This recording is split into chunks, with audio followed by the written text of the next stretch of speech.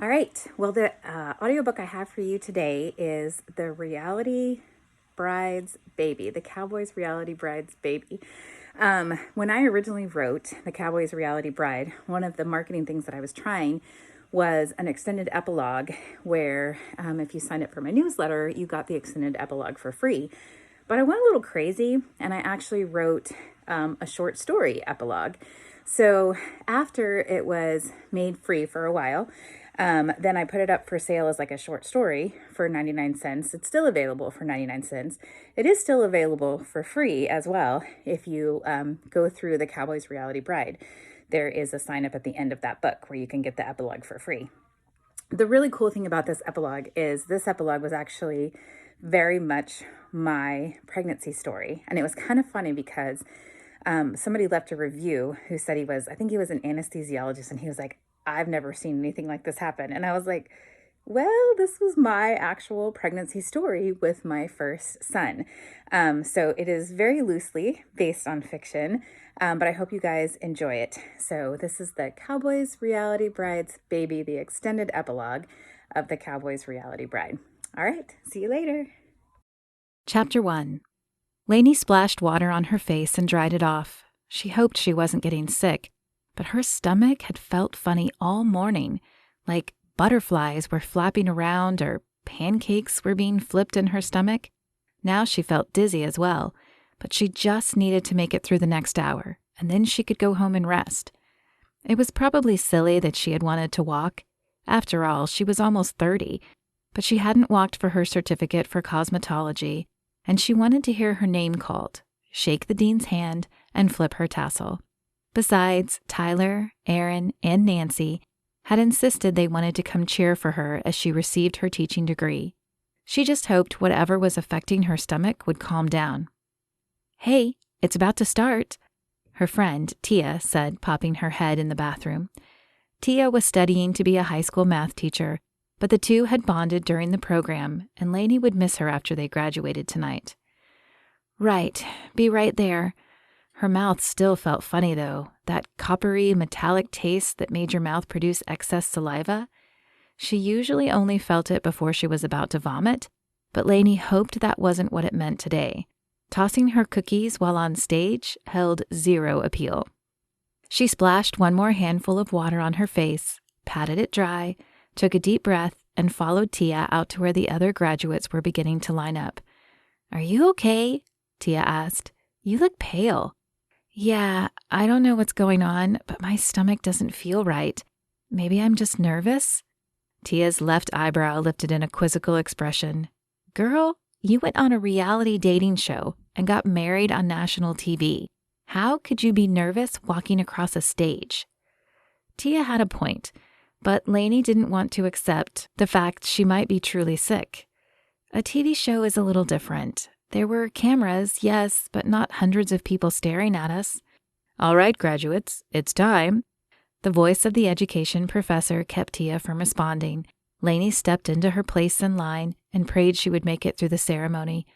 Just through the ceremony, God, please. The auditorium was filled with people, and a wave of warmth rolled over Laney as she stepped through the doorway. Or maybe it was oppressive heat. Beads of sweat formulated on her back, and one rolled down her spine. Her mouth began to salivate again. She followed the person in front of her down the aisle into a chair. Sitting didn't stop the craziness in her stomach, but it helped a little, and her dizziness ebbed slightly. The master of ceremonies stepped up to the podium and tapped the mic lightly. "Welcome, friends and graduates. We've worked long and hard, but our time has now come to an end." Though he continued, Laney's brain refused to pay attention. She scanned the crowd, hoping to find Tyler, Aaron, and Nancy. It shouldn't have been too hard, as Nancy would have baby Sarah with her, but Laney saw no sign of a baby or her husband. Perhaps they were too far back. She didn't want to turn in her seat and draw attention to herself. Laney glanced back at the stage, but the MC was still droning on. She turned her wrist to see her watch. Only 10 minutes had passed. How long had they said the ceremony would be again? "Will you stop fidgeting?" Tia whispered at her. "Right. Focus." Why was she having trouble focusing? She rarely had trouble focusing. Her stomach churned again. Had she eaten? Maybe her stomach was simply hungry because she skipped lunch. No, she had eaten, but just a salad. She'd been busy today and hadn't had time for much else. Plus, her clothes had been fitting a little snugger lately, so a salad seemed like a good way to drop a few pounds. Edward Coburn? Her eyes flicked to the stage. Oh, good. They were calling names. She wished she could just walk off the stage and to her car after getting her diploma, but that would look rude. Could she sneak out using the bathroom as an excuse, though? It wouldn't even be a fake excuse. She felt the need to splash cool water on her face again. Was she having hot flashes? No, she was too young for that. Probably a fever then. Good thing school was out for the summer. Let's go. What? Laney looked over at Tia, who had nudged her in the side. It's our turn. Come on. She pointed to the left where the rest of the people in the row were standing and filing toward the stage. Laney shot to her feet, eager to catch up with them, but the sudden movement sent the room spinning. She grabbed a hold of a chair back to steady herself. When the room stayed still, she continued toward the stage, but the dizziness remained. Jeffrey Hackworth? The man in front of her stepped up the stairs and Laney grabbed the railing. Just a few more minutes, then she would make a beeline for the bathroom again. She didn't even care if it seemed rude. It would be better than the alternative. Laney Hall? Laney vaguely registered the cheers and clapping as she forced her feet up the steps. Thank goodness there were only 3, but the room began spinning again as soon as she reached the stage. She blinked, trying to focus on where to go. The dean. Yes, he was handing out the diplomas. Her fingers touched the hard black leather bifold, and the world went dark. Tyler's heart stopped beating as he watched Laney crumple on the stage. For a moment, all he could do was stare as the room gasped and then fell silent. Then his heart started again and fueled his adrenaline. He pushed past the people in his row and raced toward the front. Before he was halfway there, others closer to the stage began to act as well. Someone call 911. Is there a doctor in the room? We need a doctor. The voices melded together in the pandemonium of the room. Tyler was unable to place any except his own, which kept repeating, "That's my wife. Let me through," as he struggled to get past people and to the stage. By the time he made it, Laney's eyes were open, though she was still lying down. Her gaze caught his as he leaned over her. Laney, are you okay? What happened? I don't know. I think I might be sick. My stomach has been churning and I felt dizzy before we entered, but I thought I could make it through the ceremony. Her hands patted around at her sides. Did I get my degree? Tyler shook his head as he took her hand. Of course that was what she was worried about. Not the dizziness or the fact that she passed out on stage. I'll make sure you get it, he said. A few minutes later, the paramedics arrived and loaded Laney onto a stretcher, ignoring her protests. I don't need the hospital, she said. I just need to lie down and maybe eat a little. Just let them do their job, Tyler said as he followed them out. Surely he could get a ride back to get the car from Nancy or Aaron later. The ride to the hospital was short, but that didn't lessen his unease. What was wrong with Laney? Was it serious? It wasn't like her to pass out. Fall? Yes. She'd done that quite a few times around him, but that was because she was a bit of a klutz. This was entirely different. The ambulance pulled to a stop in front of the emergency room, and they wheeled Laney inside. This is Laney Hall, 29 years old, fainted on stage. Vitals are good. Patient complained of nausea and dizziness. Okay, Laney, I'm Dr. Choi. We're going to take good care of you. Tyler watched anxiously as they wheeled Laney into a room. He knew she was in good hands, but he found it hard to sit in the waiting room and wait for word. Chapter 2. Laney stared at the doctor as her jumbled emotions fought for control. Though they had been trying, she certainly hadn't expected this. I'm sorry. Did you say pregnant? Dr. Choi smiled at her and nodded. Yes, 8 weeks. Did you not realize you missed your period? I was working at a school. It was hectic at the end of the year. I don't guess I paid any attention. Pregnant. The word sent tiny shivers of excitement through her. She had developed a bad case of baby fever just before the wedding, and it had ramped to a frenzy over the last 6 months. Laney couldn't believe she was finally pregnant, but then a terrible thought entered her mind. I fell. Is the baby okay? Don't worry. He patted her hand in a reassuring gesture. Babies are resilient, especially at this stage. Your baby is fine. In fact, you are fine. Although you will need to make sure you eat more. You fainted because of low blood sugar. So no more skipping meals from now on. I promise. Good. I'll send the nurse in shortly with your discharge paperwork. Thank you. Is Tyler here? I want to tell him. The doctor nodded. He's in the waiting room. I'll send him back. A minute later, Tyler appeared in the doorway. Fear etched his facial features and coursed through his stiff posture. Are you all right? He issued the words as he hurried to her bedside and took her hand. I'm fine. She pursed her lips together to contain her smile. So, you're not sick? Well, only if you consider morning sickness being sick. She squeezed his hand and watched his face for the moment he understood. His eyes blinked for a moment, and then his face shifted. The muscles relaxed and an expression of wonder took over. You're pregnant. She nodded and let her grin burst forth. 8 weeks.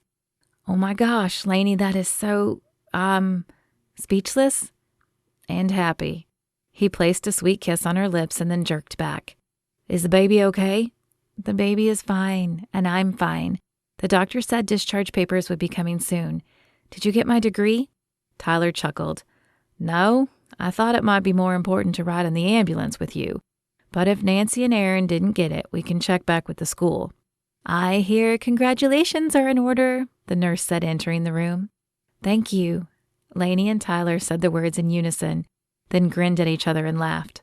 Take care of yourself. I guess we'll see you again in about 8 months. The nurse handed over a stack of papers.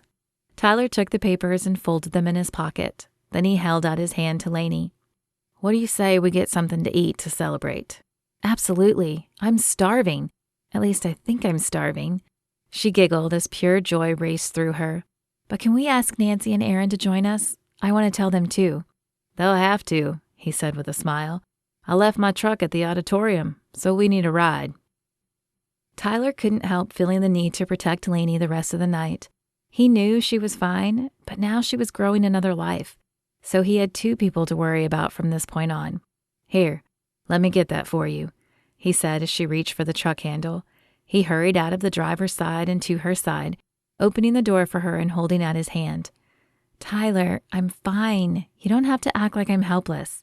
I know, and I'm sorry, but you fell. I just don't want to see it happen again. Laney rolled her eyes and shook her head. I promise I will be careful from now on. You guys aren't having a lover's spat already, are you? Nancy asked as she extracted the baby carrier from the back seat. Nancy and Aaron had rescued Laney and Tyler from the hospital, driven them back to get his truck, and then followed them to Maggie's, the best sit-down diner in Fredericksburg. Not if he would stop babying me. Laney flashed a half-teasing, half-serious look his direction, and Tyler held up his hands. Okay, I'll try. It's just I have 2 of you to worry about now, and I can't very well put a helmet on the baby in utero. She moved to punch his arm, and he caught her hand and pulled her to him instead. Aw, come on, you 2, Aaron said, joining the conversation. There's a baby present. Let's keep things G-rated. Oh, I'm sure she's seen worse at your house. Tyler chuckled as Aaron and Nancy both feigned embarrassment. Even though they'd been married for over a decade, they were still an affectionate couple. Tyler hoped he and Laney would be the same way. All right, can we go eat now? Laney patted her belly, though it was still flat. I'm eating for 2 now, and I'm hungry. As the group headed inside, Tyler reminded himself to give her space. He might worry about her, but if he continued to smother her, he would drive her away. Chapter 3. Laney rubbed her hand across her belly. The baby was very active today. It felt like he was turning all sorts of somersaults in her stomach. And even though she had just been an hour ago, she felt the burning need to visit the bathroom again. The cool air tore through her thin sleeves as she exited the portable. Normally, she didn't mind not having a room in the main building, but when she had to go outside in the cold to get to the bathroom, it was much less enjoyable. She made sure to keep her hand on the railing as she stepped down the ramp. The temperatures had dropped enough this morning that it had been slippery when she arrived, and though the custodian had salted it, she didn't trust that fully. Her anxiety eased when her foot hit the concrete. It might still be slick, but at least it was flat. Slipping was a lot harder on a flat surface. She pulled out her key to the outdoor bathroom, dreading how cold it would be. The indoor one would be warmer, but it was a lot farther to walk, and there was only one single-stall teacher bathroom in the building. So if one of the other teachers was using it, she would have to wait. She wasn't sure she could wait. At least the outdoor bathroom had 3 stalls, so the chances she would have to hold it were small. There was nothing on the ground, at least nothing she could see, but Laney found herself falling nonetheless. Was she passing out again? Had she tripped on something and not noticed? The baby. She twisted to try and land more on her side than directly on her stomach, and the concrete scraped through her thin sleeves. A hole appeared in her right sleeve, followed by tiny red droplets. But she didn't care about her arm, or the ache in her hip, which was the second place she had landed. She cared only about the baby. As carefully as she could, Laney stood and performed a mental check. Her arm and hip throbbed. She could feel the blood dripping down her arm, but that wasn't what worried her. What worried her was that the baby wasn't moving. Perhaps he had simply fallen asleep, though she wasn't sure how with that fall, but he had just been moving a few minutes ago. It seemed odd he would stop now. She should check it out, take some time and go to the doctor, but then she would have to admit she fell. Again. Laney was getting tired of telling people about her falls. Still, she didn't want to not get checked out and have it be something serious. She would go, but she still needed to use the bathroom first and get her arm cleaned up. Laney garnered a few odd looks as she entered the building and made her way to the office. Was her fear evident on her face? Or was the tear in her sleeve and the blood freaking people out? "Oh my goodness, what happened to you?" Dana, the nurse, asked when she entered the small room that always smelled like Band-Aids to Laney. She had no idea how Dana worked in this small room all day. "I fell. Not sure what I tripped on. Maybe ice?" Dana's eyes widened. "You're going to get the baby checked out, aren't you?" The fear in her voice ratcheted up the feeling in Laney's heart. "Yes, I'm going to call as soon as we're done." "Good. Don't wait. I'm sure we can get you a sub for the last class." "Do you think I hurt the baby?" The fear became a waterfall as the words spilled from her mouth. Saying them somehow made them more real. Dana's lips folded into a tight line. "I'd like to say no. I mean, babies are surrounded by a lot of fluid, but you're, 36 weeks?" 35. Laney sat on the small cot-like bed and rolled up her sleeve. "I wouldn't want to wager a guess. My suggestion is to fill out a workers' compensation form and then head to the doctor." Laney nodded and tried not to grimace as Dana swabbed the scrape on her arm. The stinging sensation was minor compared to the squeezing one occurring on her heart.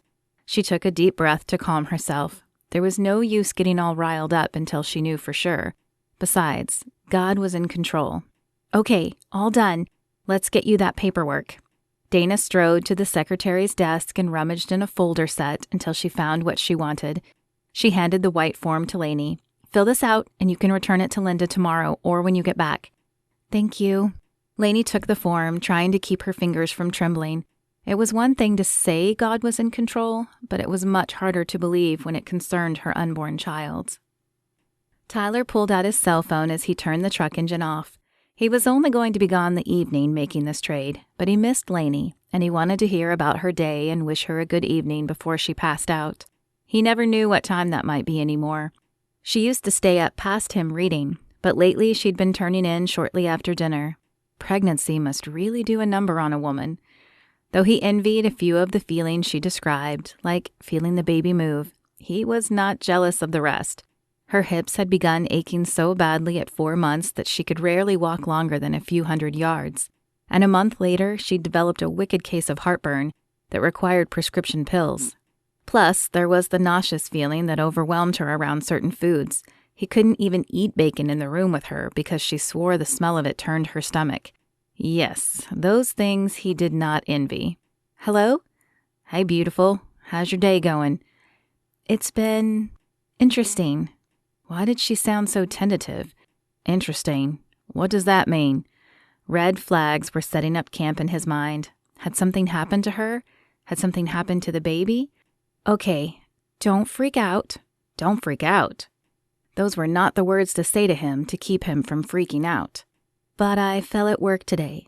She fell? Visions of her hurt and lying on the pavement invaded his mind. Oh my gosh, are you okay? He should never have left her alone. She had a klutzy tendency on the best of days, and now she couldn't even see her feet. I'm not sure. I'm at the doctor's office. They have me hooked up to some heart rate monitor. So far everything seems fine, but they aren't letting me leave yet. Tyler looked at his watch. It was nearly 5. If he did the trade quickly, he could get back on the road within an hour and be home by 10. I'm coming back, but I can't get there till this evening. You don't have to come back, Tyler, she said, interrupting him. I know how important this trade is. It is, but it's nowhere near as important as you and the baby. Can you keep me informed through text if you get released? Otherwise, I'll head straight there. And call Nancy. Someone should be there with you. Okay, I will. Tyler, can you pray? Chapter 4. All right, well, it looks like everything is fine, the doctor said as she began removing the heart monitoring belt stretched across Laney's belly. A sigh of relief billowed forth. Oh, thank goodness. I was so worried. A rapid beeping noise cut her words short, and she and the doctor turned simultaneously to the machine. What does that mean? Laney's voice trembled with emotion. That means your baby's heart rate just dropped again. I want to continue monitoring you, so I'm going to send you to the hospital. The hospital? Laney had never held a fear of hospitals, but the expression on the doctor's face and the tone in her voice sent a cold shock of trepidation down her body to her toes. Okay, I'm parked just outside. I'll go straight there. The doctor shook her head. No, you can't drive. I'm ordering an ambulance to take you there. An ambulance? What wasn't the doctor telling her? But the hospital is right across the street, Laney protested. And I don't know why your baby's heart rate dropped. I want you monitored continuously, and the only way I can do that is if the ambulance takes you over. Laney was not prone to panic attacks, but she was certain she was having one now. The room started to close in, and a feeling of being suffocated blanketed her. The doctor squeezed her arm. Hey, stay with me. I'm sure it's nothing major, but I'd rather be cautious. Okay. But it wasn't okay, really. Laney felt small and helpless and scared. The stillness of the room weighed on her after the doctor left. There was just the beeping of the monitor, the scratching of the machine on the paper it printed out, and the sound of her heart, which was loud, so loud in her ears. A few minutes later, 2 paramedics entered the room. Without a word of encouragement, they transferred her to a stretcher and wheeled her out of the doctor's office. Laney closed her eyes against the onslaught of fluorescent lights that flashed by as they moved, as the motion stirred her nausea. When she opened them again, it was the inside of the ambulance she saw. One of the paramedics sat beside her. He pulled out a band and wrapped it around her arm. I'm going to put an IV in. Laney scoffed. Good luck.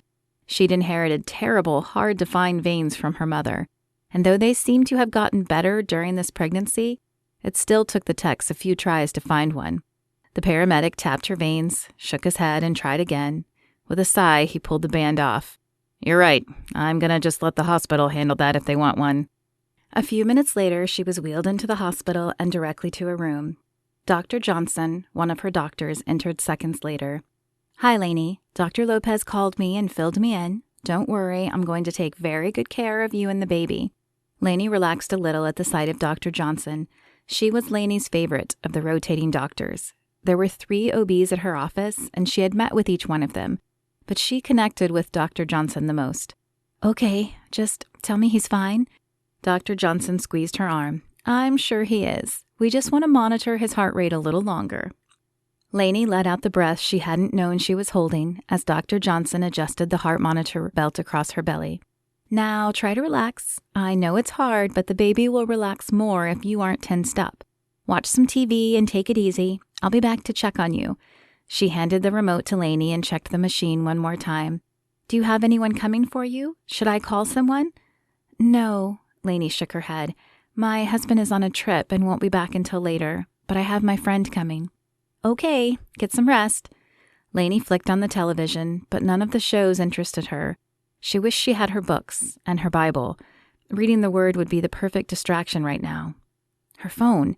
She had books on her phone, and she could text Nancy to see if she would stop by and grab her Bible if she hadn't left yet.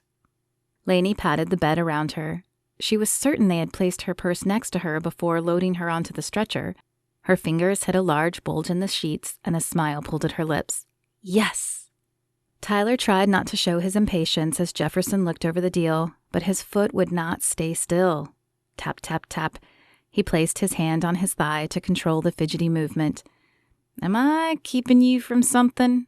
Jefferson's eyes remained on the paper. No, it's... Tyler stopped. There was no need to try to lie about this. It was obvious he was focused on the time. Okay, yes. I called my wife as I pulled up here and she told me she fell at work. She's 8 months pregnant and I'm a little worried about the baby. Jefferson folded his hands and looked up. Why didn't you say so? I have no desire to keep a man from being there for his wife in a time of need. This looks good and I'll be happy to do the trade. Thank you, sir. The two men shook hands and Tyler was back on the road half an hour later. He sent up a prayer for Laney's safety and his own peace of mind as he pulled onto the highway. The next 4 hours could not go fast enough. Chapter 5. Nancy burst into the room with baby Sarah strapped to her chest in a sling, a tote bag in one arm and her purse in the other. Her eyes were wide with concern as she crossed the room in 3 long strides. Laney, have they told you anything yet? Laney shook her head. She was so glad Nancy had arrived. Being in the room alone had allowed her mind to focus on everything that might go wrong. I'm sure everything is fine, but I brought you your Bible like you asked and a phone charger. I know you didn't ask for one, but if I were stuck in the hospital for an indeterminable amount of time, I know I would want mine. Thank you. Before Laney could say more, one of the nurses entered. Okay, let's get you unhooked. Is she going home? Nancy asked, stealing the words right out of Laney's mouth. It looks like it, but the doctor wants an ultrasound just to be sure. So I'll take you down for one, and then we'll begin the discharge process and get you on your way. Laney didn't mind. The ultrasound was mainly for them to know what was going on with the baby, but it would ease her fears as well to hear the baby's heartbeat and see him move. The ultrasound was quick and painless, and Laney was back in the room less than half an hour later. But the nurse didn't show up. Where is she? Should I call someone? Nancy asked, looking at her watch. Baby Sarah was beginning to stir in the sling, and Laney knew Nancy would have to nurse and change her soon. The nurse appeared then, but instead of bringing in discharge papers, she began hooking Laney back up to the monitoring machine. Wait, what's going on? I thought I was going home. Panic threaded Laney's voice. Sorry, I'm not sure. I was just told to hook you back up. Dr. Johnson should be in shortly to give you more details. Laney's heart thundered in her chest. What was going on? The ultrasound tech hadn't said anything, but Laney knew they generally didn't. Don't worry, Nancy said, taking her hand after the nurse left. God's got this. Laney knew that, and she tried to focus on that, but her mind was racing down 100 rabbit trails. Was something wrong with the baby? Had her fall caused it? What would she do if she had injured her baby? She sent up a silent prayer for peace as Nancy prayed aloud. A knock sounded as they said amen, and Dr. Johnson entered. Hey, Laney, I'm sure you're wondering why we hooked you back up to the monitor. Laney bit the inside of her lip and nodded. She was not going to cry. The ultrasound showed that you have lost a lot of amniotic fluid. Enough that I'm not comfortable sending you home. I'm placing you on hospital bed rest so we can monitor it. Hospital bed rest? What did that even mean? For how long? Laney asked. Until the baby's born. But that's another 5 or 6 weeks. I'm only 35 weeks. Am I stuck in the hospital that whole time? Dr. Johnson flashed a small smile and patted her arm. It's not as bad as it sounds. You'll get to catch up on rest and you won't have to worry about cooking. Laney wasn't worried about cooking. What she was worried about was her insurance coverage. She had no idea what a 6-week stay in the hospital would cost, and as she would need to take much more maternity leave than she planned, she worried there wouldn't be enough money to cover it. Did I cause this? With my fall? Actually, I don't think so. I can't explain why your amniotic fluid has decreased, as it was normal the last time you came into the office. But I would say it's actually very lucky that you fell. Now we are aware and we can monitor you and the baby. We're also going to give you some steroids to help his lungs develop in case we have to take him early. Why would you need to do that? Was 35 weeks long enough? She ached to jump on her phone and Google side effects of such an early birth. Because his heart rate keeps dropping, and we aren't sure why. It could be something simple, but we just aren't sure. If it drops for too long, it could affect his development, so we'd rather get him out early if that happens. Laney nodded, but she wasn't sure she understood the impact of what Dr. Johnson was saying. What she did understand was that she wasn't going home tonight or tomorrow. It was just after 10 when Tyler pulled into the hospital parking lot. He barely remembered to lock the doors as he raced toward the front entrance. "Can I help you?" a nurse asked as he thundered in. "I'm Tyler Hall. My wife was brought in earlier, Laney Hall." "Just a minute, please." The nurse tapped a few keys on the computer and then smiled. "Your wife is doing fine. She's in labor and delivery room 3. Labor and delivery? Did she have the baby? Had he missed the birth? How was that possible? She had 5 weeks left. "No, but they want to keep her for observation. You can go back after I get you a visitor tag." Tyler answered her questions, but his patience was wearing thin. He wanted to see his wife and make sure she was okay with his own eyes. Finally, she handed him the tag and buzzed him through to the maternity ward. Eyes peeled for the room numbers, Tyler raced down the hall, pushing open room 3 without even knocking. Laney looked up as he entered and offered a tight smile. "What's going on?" Tyler asked, taking her hand in his. "Low amniotic fluid, and the baby's heart rate keeps dropping, so I'm on hospital bed rest until he's born." Tyler's eyes widened. "The whole 5 weeks?" She nodded, and he could tell by the glistening in her eyes that she was fighting tears. "Or until he comes. If his heart rate keeps dropping, they want to induce labor and take him early." "Okay, well, it isn't what we planned, but we'll make it work. I'll finish the crib and get the room all set up. You focus on resting and doing whatever the doctors tell you to do." He wiped a solitary tear from her cheek and then placed a kiss on her lips. "We'll get through this because we have God and each other." Chapter 6. The beeping startled Laney when it began. It had been so quiet the last 3 days in the hospital. Of course, she was tired of laying down. They didn't even allow her walks. She was only allowed out of bed long enough to go to the bathroom. Then it was back in bed, and the nurse hooked her back up to the monitoring machine. She'd finished 3 books on her phone and watched entirely too many stupid movies, but it had been relatively quiet. Now, it was not. The nurse rushed in, followed by Dr. Johnson. Neither of them said a word to Laney, but studied the paper printout of the machine. "Get me the portable ultrasound machine, please," Dr. Johnson said to the nurse, who hurried out of the room. "What's going on?" "The baby's heart rate has dropped. It usually goes back up, but it's been almost 3 minutes. I want to do another ultrasound in case he's flipped, but your baby was breached the last time we looked." Laney knew he was upside down, but they'd told her he had plenty of time to get into the right position. "What does it matter if he's breech?" "We can't induce labor if he's not in the right position. We'll have to do an emergency C-section." "What? No." Laney wasn't even sure why she was opposed, but having a doctor cut her open and rip out her baby didn't sit well with her. "Don't worry, we do them all the time, and I know it's not the birth you wanted, but it won't make you less of a mother. Feeling like that is normal, but remember that you carried him." Laney hadn't even thought about being less of a mother. She was more concerned with her son being developed enough. The nurse reappeared with the ultrasound machine about the same time Tyler re-entered with snacks and a cup of coffee from the cafeteria. His wide eyes asked silent questions as he approached her side, but Laney simply shook her head. She knew little more than he did right now.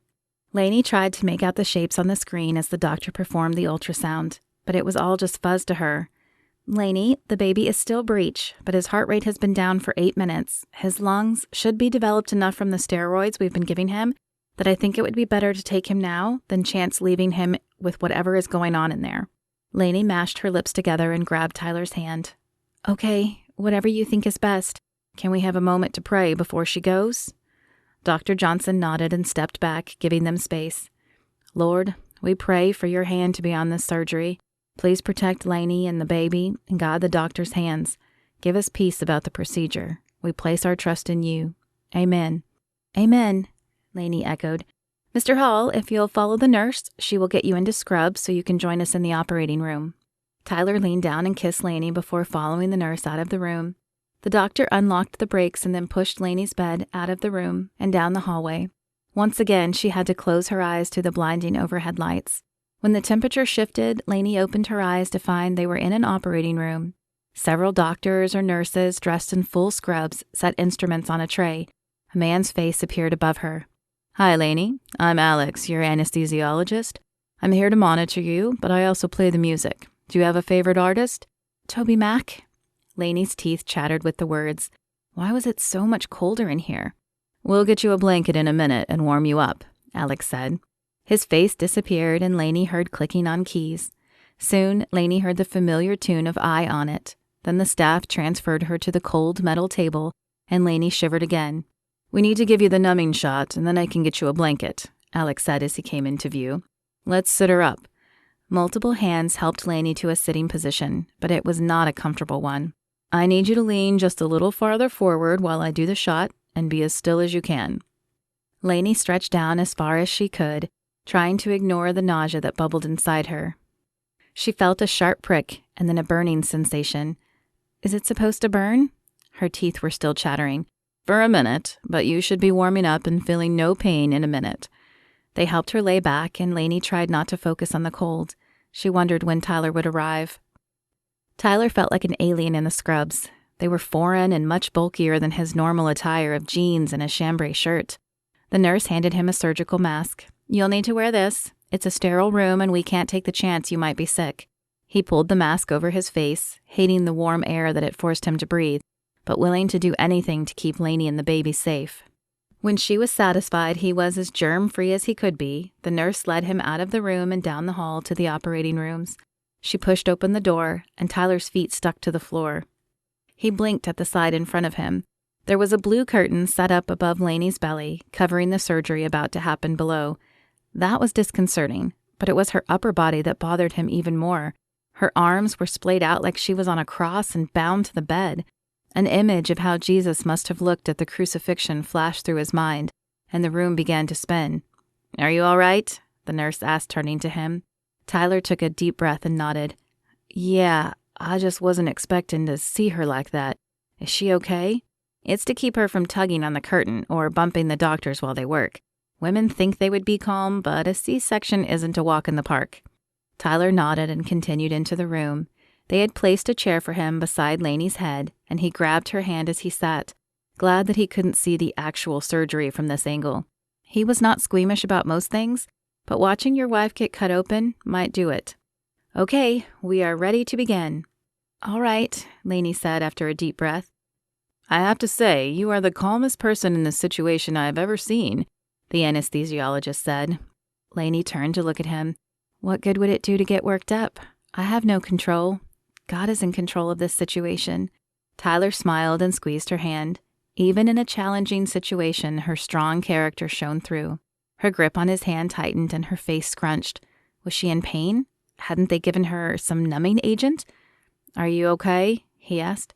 "Yeah, I think so. It doesn't hurt exactly, but it feels like someone is tugging out my insides." Her eyes squeezed shut. Tyler wished he could take away the pain or whatever she was feeling, but he was helpless. All he could do was watch and pray. Suddenly, the cry of a newborn filled the air, and Tyler nearly jumped to his feet.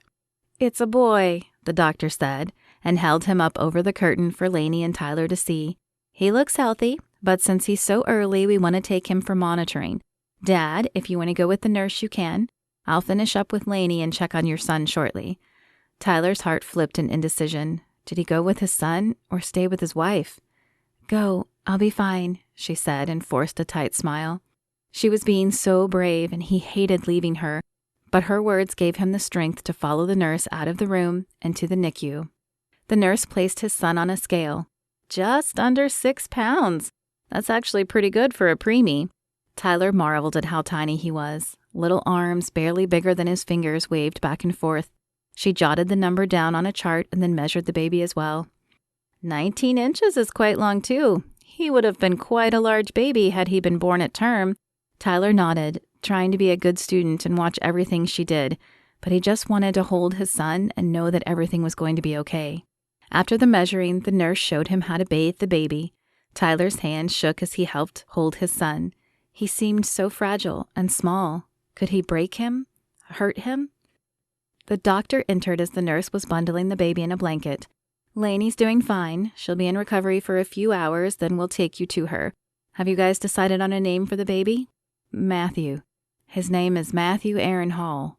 Nancy hadn't been too excited when they told her they were naming the baby Aaron, as she claimed it was more her intervention that got them together, but she resignedly accepted it when they explained their daughter, whenever they had one, would bear her name.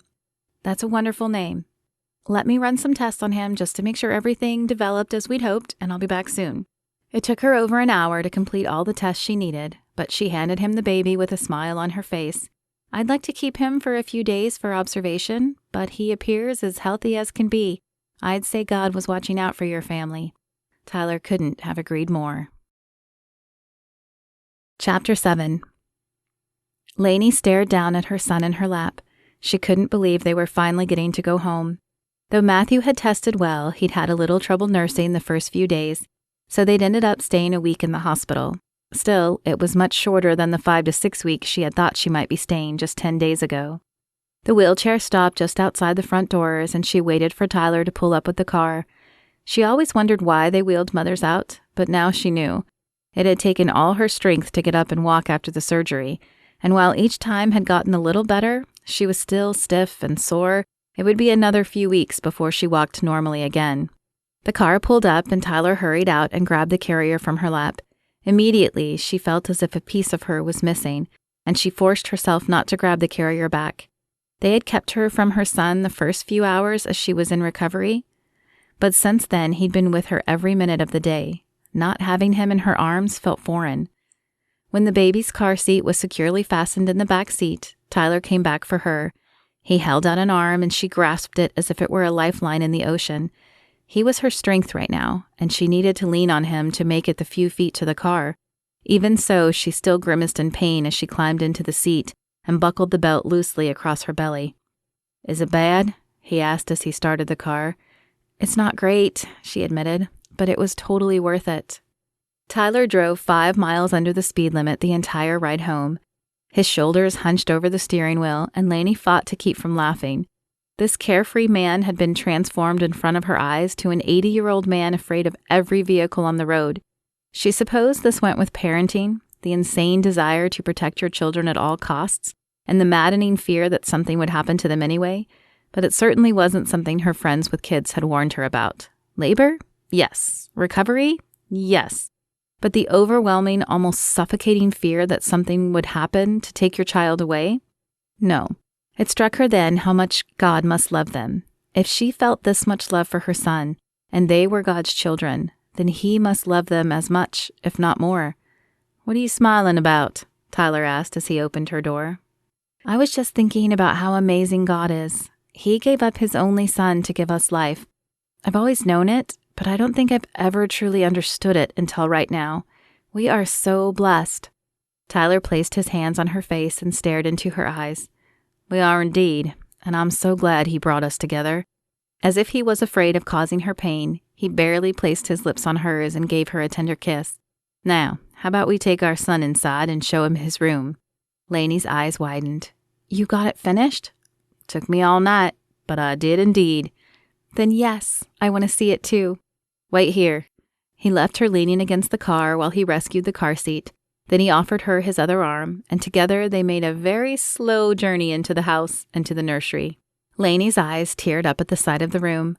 Tyler had painted the walls a soft blue and hung pictures of horses around the room. Wooden letters spelled out Matthew's name above a dark brown crib and changing table, and near the crib sat a plush leather rocker. "Why don't you try it out?" He helped her sit down and then unbuckled Matthew from the carrier and handed him to her.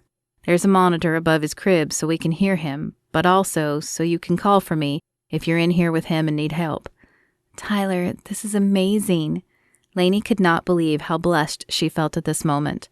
After years of running from herself and her insecurities, she finally felt loved and whole and complete. Well, not exactly complete. There was a hope in her heart that one day Matthew would have a little sister, but that dream could be fulfilled down the road. For now, she would bask in the glow of motherhood and the love of a wonderful marriage that all started with a cup of spilled coffee, an old friend, and a reality TV show called Who Wants to Marry a Cowboy? The end.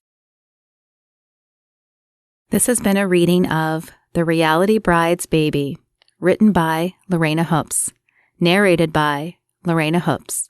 Copyright 2019.